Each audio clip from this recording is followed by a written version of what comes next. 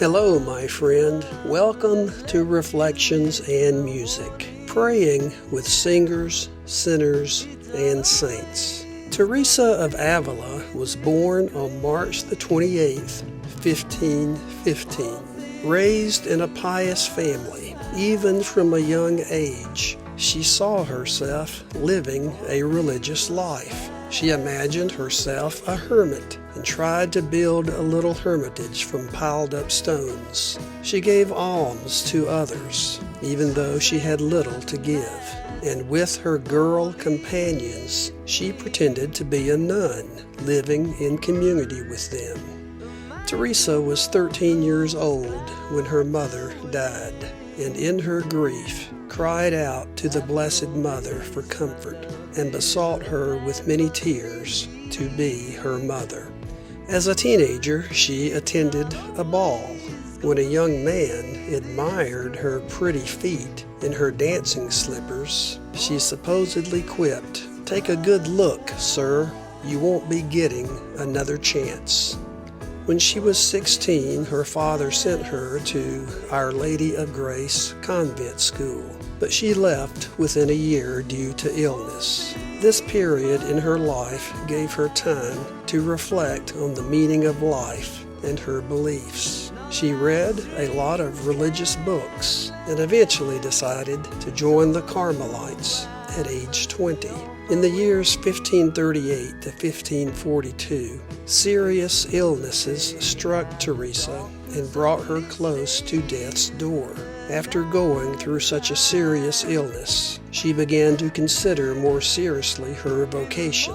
As she grew in her faith over the years, she began to think about establishing Carmelite houses where they could live out the primitive rule, which included contemplation, charity, meditation, prayer throughout the day, the celebration of the Eucharist, manual work, living in poverty, placing in common what little they had, seeking to purify themselves from any form of evil, conforming their will to the will of God, and loving the church and all people. Some of the central themes of Teresa's spirituality include devotion to the saints, humility, obedience, courage and determination, and love. Through her life's work, she helped to reform the Carmelites and made a lasting impact on her community and upon her friend, St. John of the Cross. She died peacefully one evening in the year 1582 on the feast day of St. Francis. One of her most beloved poems contains the lines, "Let nothing upset you, let nothing startle you, all things pass."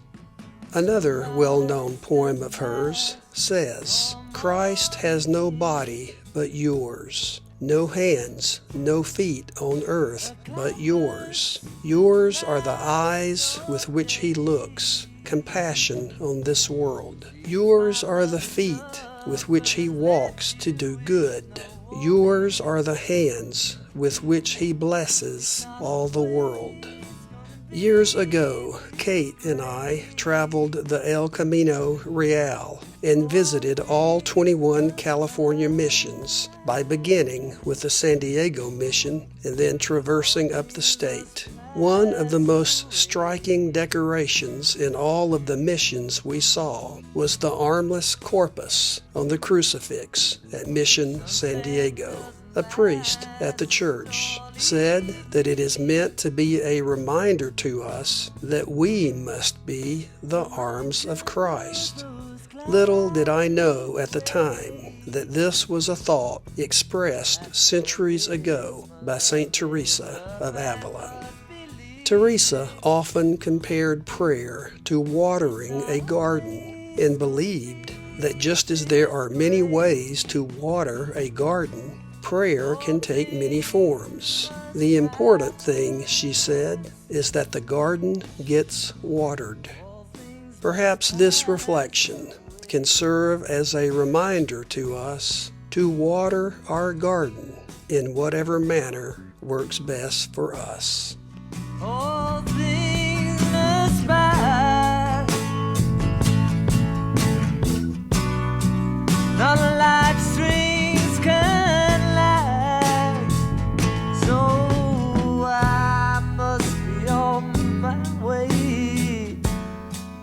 and face another day. Now the darkness only stays at night time.